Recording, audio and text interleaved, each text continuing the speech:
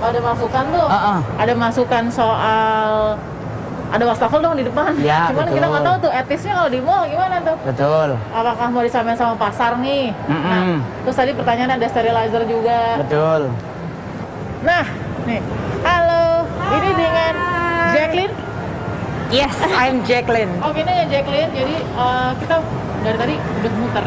Oke. Jadi si Bang Mongol ini, Bang Mongol kenalan Hai, dulu. Mas. Saya Mongol. Saya Jacqueline. Halo. Halo. Setelah melihat kan kita udah browsing juga tuh. Mall dibuka syarat dan ketentuannya ada. Nah, Mongol sempat nanya tadi kan setiap kali masuk ada pemeriksaan suhu tubuh dan sebagainya. Benar. Terus penggunaannya udah tempat buat hand sanitizer. Betul. Kan Mongol sempat belajar bahwa hand sanitizer mayoritas mengandung alkohol yang tinggi. Betul. 70%. Kan berarti kan takutnya tangan kita bisa mabuk. Terus Betul. pelayapan kemana-mana kan jadi bahaya. Karena sebenarnya kita sebagai pengelola mall itu tuh lebih menghimbau pengunjung tuh lebih sering cuci tangan dibanding hand sanitizer. Kita tuh udah mempersiapkan, of course, touchless hand sanitizer, tapi kita di toilet pun itu juga ada touchless hand soap. Oh, oke. Nah, jadi di situ kita tuh sebenarnya lebih menghimbau setiap setengah jam itu pengunjung mendingan ke toilet itu mencuci tangan. Nah, Mongol mau nanya nih. Ini kan yang paling lucu, ini kan pemberlakuan social distancing dan physical distancing. Iya. Masuk ke sini kan kita udah diperiksa suhu tubuh dan sebagainya. Kecurigaan kan 37,4 orang itu boleh masuk mall, tapi ada catatannya 37,5 nggak boleh masuk sama sekali. Betul. Pertanyaannya kan kalau suami istri masuk mall, masa harus jauh-jauhan? Ya kan? Apakah perlu Senayan City menyediakan orang-orang dari KUA untuk memeriksa buku nikah masing-masing, jadi boleh gandengan tangan jalan karena ini udah sah muringnya. Karena kalau kita jauh-jauhan, kecenderungan kita menjadi cuek atas seseorang kan akan lebih tinggi. Di sini ada 350 tenant. Saya mau Bang Mongol juga tahu, mungkin pemirsa juga tahu. Tanggung jawab mall terhadap 350 tenant adalah soal kondisi mereka sendiri. Betul. Apakah rapid test berkala itu jadi kewajiban? Satu. Dan kita tahu rapid test itu kan untuk antibody. Betul. Ada yang namanya swab test untuk benar-benar make sure bahwa yang ada di dalam sini sebelum pengunjung masuk nggak terpapar. Iya. Nah, kewajiban mekanisme berkala itu seperti apa, Jacqueline? Oke, untuk semua karyawan atau tenant yang masuk di sini, kita memastikan bahwa mereka dalam keadaan sehat.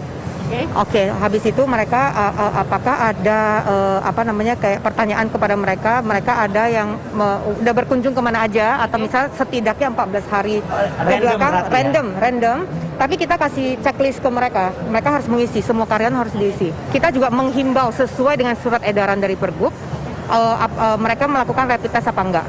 Jadi rapid testnya rekomendasi atau wajib dari mall? Menghimbau. Kita nggak akan mengharuskan, tapi menghimbau. Jadi gini, sebenarnya kita tuh udah punya anggapan karena yang itu saya tadi bilang kalau misalnya semua pengunjung tuh udah teredukasi. Oh iya, mantap. Itu aja, teredukasi nomor satu. Kedua, pada saat mereka masuk, kalau memang mereka suami istri masih gandengan, masih jalan berdua, kan keluarga. Menurut aku, itu tuh lebih menjaga antara kayak orang yang nggak kenal, atau misalnya, aku misalnya nggak kenal sama Mas nih. Mongol ya. Nah, tapi pas aku pasti jaga jarak. Betul. Tapi kalau misalnya memang kita keluarga, ya nggak apa-apa kita ngomongnya berdua. Gitu. Jadi buat aku, itu personal space untuk pengunjungnya masing-masing. Terima kasih Jacqueline. Makasih ya. Terima kasih juga Mongol sudah sama juga. kita. Sama-sama.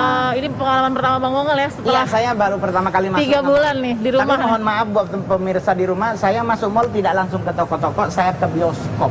Karena saya ingin nonton. Bioskopnya belum Ternyata buka. masih belum buka. Sabar dulu, nggak apa-apa. Tapi yang Katanya penting tanggal 1 ya. Belum tahu. yang penting sehat dulu Bang Mongol. Nontonnya di rumah aja dulu, ya. Sabar. Diulang-ulang. Kita temukan fakta berikutnya.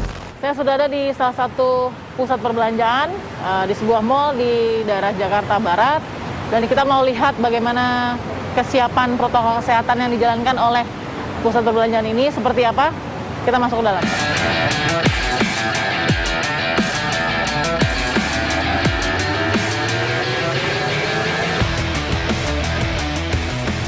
Tanya namanya siapa?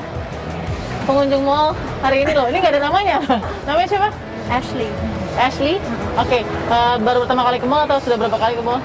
Pertama kali sih. Baru? Pertama kali. Pertama kali ke mall. Kenapa milih untuk mengunjungi mall di hari ke-5 ya kurang lebih ya? Kenapa udah berani mengunjungi mall? Karena udah ada protokol physical distancing-nya juga, udah pada nyiapin juga kan, jadi Oke. belum terlalu ramai juga kan, jadi kayak kita merasa udah lumayan aman sih. Tapi kamu nggak physical distancing nih? Ini nggak apa-apa ya? Kan keluarga, Oh, satu saudara. keluarga ya? Oh, saudara. Oke, jadi ini setuju nggak dengan protokol kesehatan yang sudah ada di mall? Setuju sih, udah maksudnya 50% juga udah bagus. Apa yang kurang? Apa yang perlu ditambah? Kesadaran dari masing-masing orang aja untuk physical distancing yang lebih Oke. baik.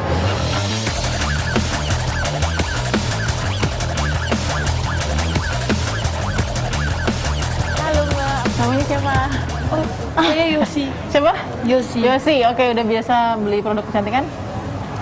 Iya sih, kadang-kadang. Jadi Oke. kalau kondisi kayak tadi tuh lagi tanya sama beautician-nya ya, itu ada rasa takut atau karena ini tempatnya bersih dan lain-lain, udah kayaknya santai nih atau gimana? Santai aja, karena kan banyak pakai masker juga. Banyak pakai masker juga, jadi udah merasa aman dengan produk kecantikan. Nah, apa yang jadi kebiasaan baru tapi nggak mudah dijalankan sebagai kalian nih pengunjung mall? Kebiasaan baru. Pakai masker?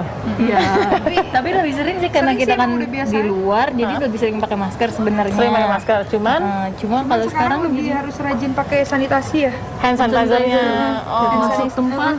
Oke. Gitu aja sih. Jadi lebih ke produk-produk yang udah biasa dibeli. Betul.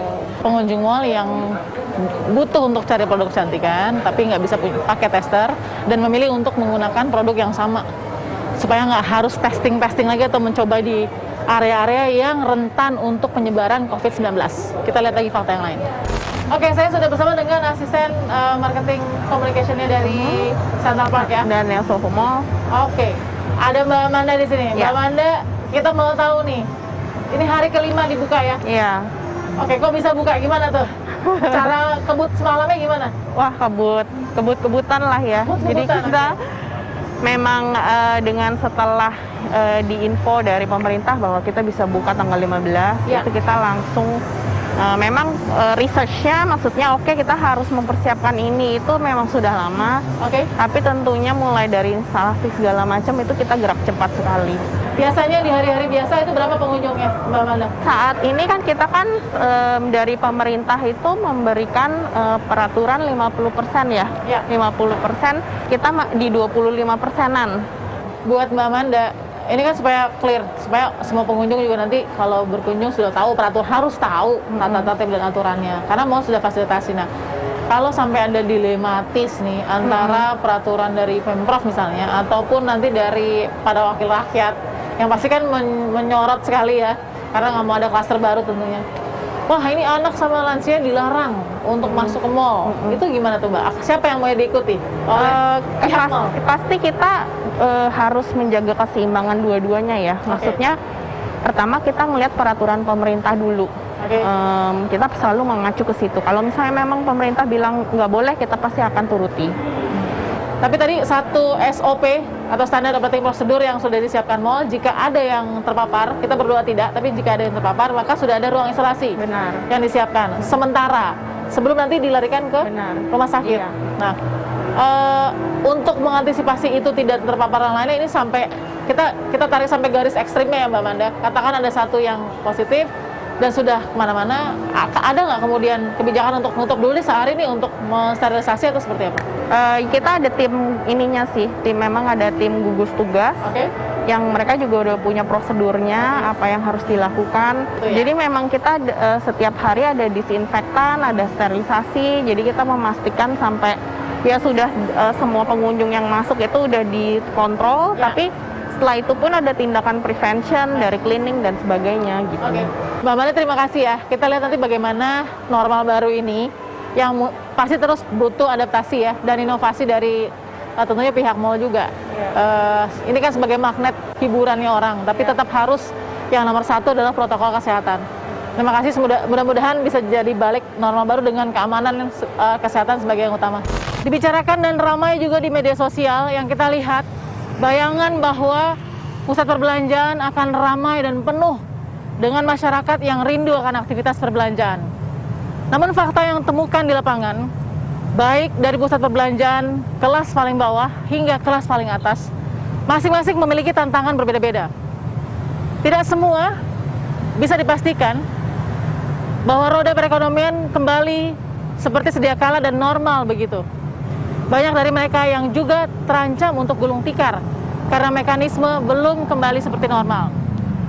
Semua tidak bisa terjadi jika masyarakat Indonesia sendiri tidak ambil bagian besar dalam memutus mata rantai penyebaran COVID-19.